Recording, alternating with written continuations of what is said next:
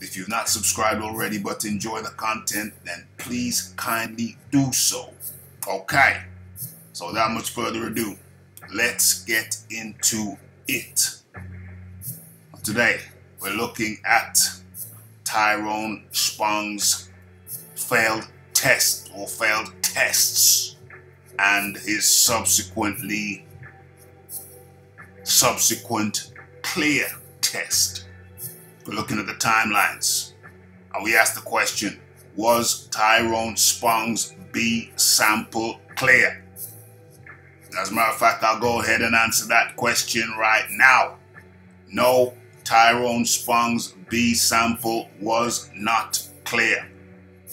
However, a subsequent test, a third test, turned out to be indeed clear.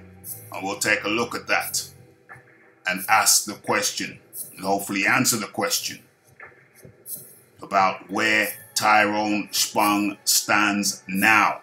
Okay, so let's get into it. Where do we begin? Okay, let's take a look at a tweet. Who was the tweet by? Oh, boxingscene.com. Okay, so let's go. Okay, so boxingscene.com report that Tyrone Spong's October the 2nd VADA test comes back negative. That's clear. Eddie Hearn responds, but unfortunately not his September the 22nd and September the 26th ones. So we see 2 tests came back negative, or positive rather. That's a fail. That's a positive for a banned substance or banned substances. In this case, it was one banned substance, clomiphene. Okay, so let's go to the, should we go to the article? Yeah, no. Let's go to Tyrone Spong's response, also on Twitter. Okay, and he says, just received word from VADA that my third and last urine sample taken on October the 2nd was negative for all prohibited substances. As I've said all along, I'm a clean fighter and the previous results were inaccurate. Well, let's go over to Instagram, Tyrone Spong's Instagram, where he completes his statement. Okay, so here's the letter from VADA, official letter. Wisely crosses out his address. VADA, Voluntary Anti-Doping Association. Dear Mr. Tyrone Spong, this letter is to advise you that one or more of your collected specimens have been analyzed for performance-enhancing drugs through the VADA Anti-Doping Association program. Analyses for the date listed below are complete. Athlete, Tyrone Spong. Collection date, October the 2nd, 2019. Preliminary results, negative. Do not hesitate to contact me or VADA. VADA's Chief Legal Counsel, Ryan Connolly. Kind regards, Squiggle.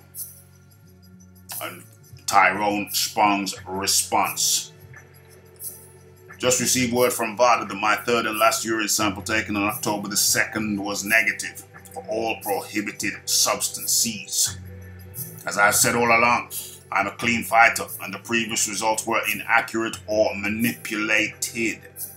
Who is responsible for this? It's shameful that I've been robbed of the opportunity. His team, I think he's referring to Oleksandr Usyk.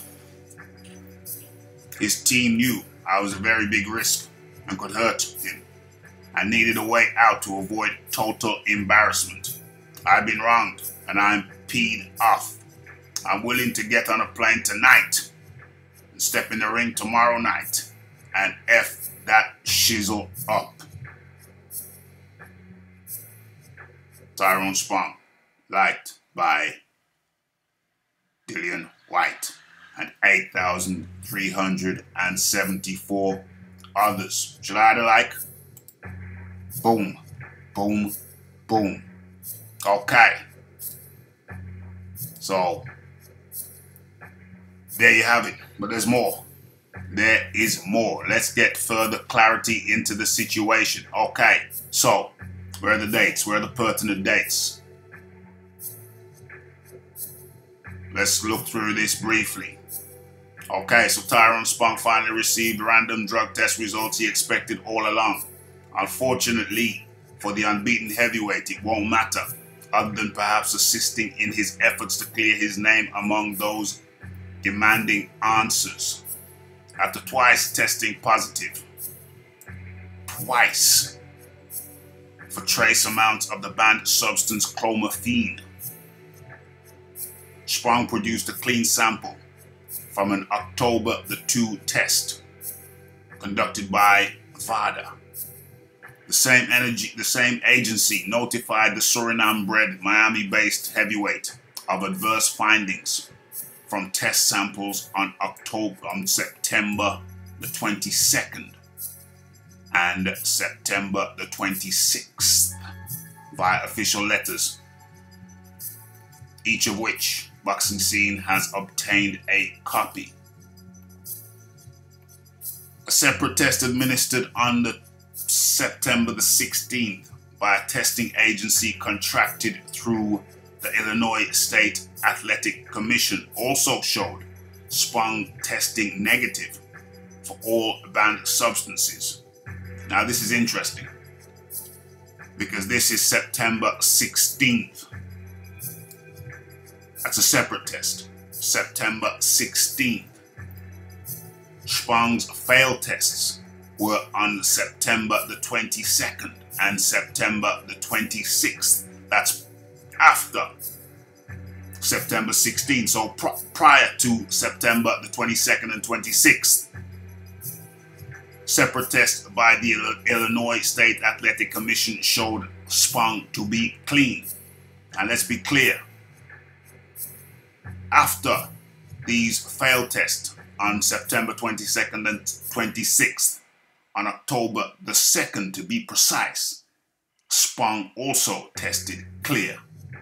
So on September the 16th, he tested clear with the Illinois contracted dope testers. October the 2nd, he tested clear by VADA themselves. But on the 22nd and on the 26th of September, he tested positive by VADA. So it's clear on the 16th, theoretically. Clear on the 2nd by VADA, but not clear on the 22nd and the 26th of September. The plot thickens.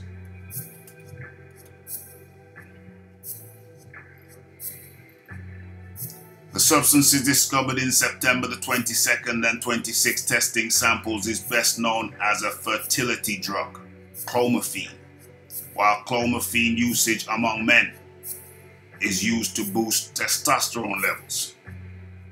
And it doesn't say here, but it's also considered a masking agent, either or both. Medical data states that it takes anywhere from 1 to 3 months for clomiphene to exit a person's system.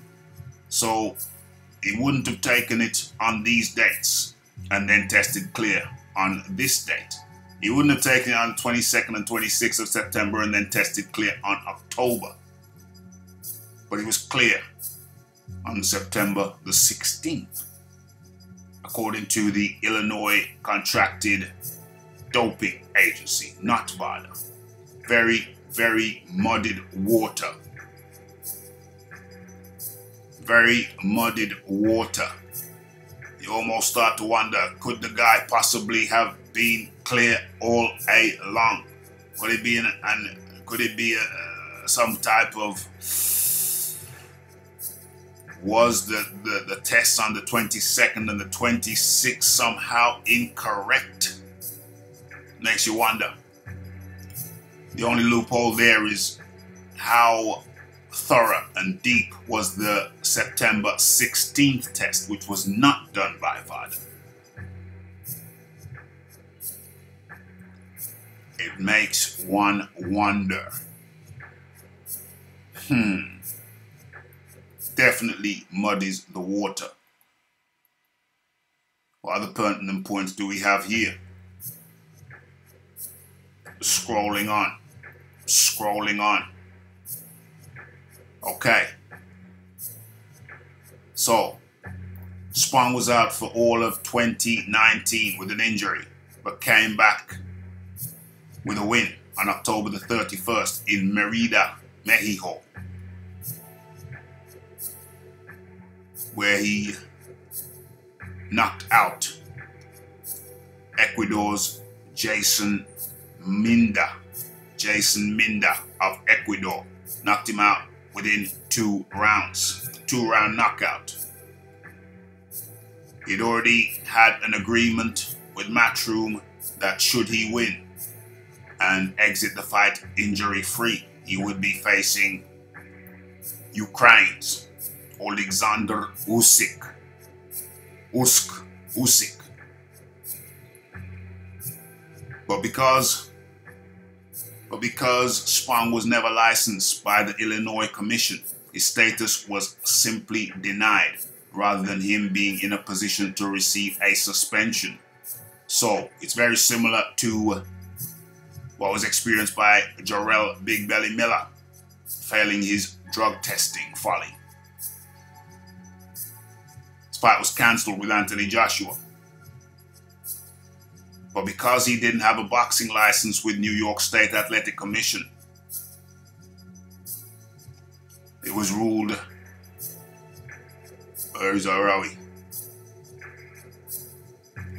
because he didn't have a license with the New York State Athletic Commission, he could not be suspended by them. Rather, he was merely flagged so that any other commission under which he's supposed to fight, because there wasn't a license to suspend Miller. There was no license. Miller couldn't be suspended. Miller was simply denied a license by New York State Athletic Commission, although the commission flagged his federal ID over the infraction. The same will likely happen to Spong, which means he will have to plead his case with any state athletic commission under whose auspices he plans to fight going forward. So for now, Spong continues to profess his innocence. Spong is now left to clear his name both in the court of public opinion and more specifically with the World Boxing Organization, WBO, where Spong is ranked number 6th by the Puerto Rican-based sanctioning body. So, what a mess. What a mess. Cast doubts about whether Spong may indeed be innocent. A total mess. But as of now, as it stands, Spong is actually not suspended by anybody. Anybody. So what say you? What do you make of this? Innocent or guilty? The water is as muddy as ever. Have your say. It's Raphael Dawkins. It's the Combat Radio. It's the like. It's the subscribe. It's the comment. It's the shares. And it is the hitting that bell icon to stay updated with news and notifications. And for sure, go ahead and follow me on Twitter, where we'll have daily fresh news.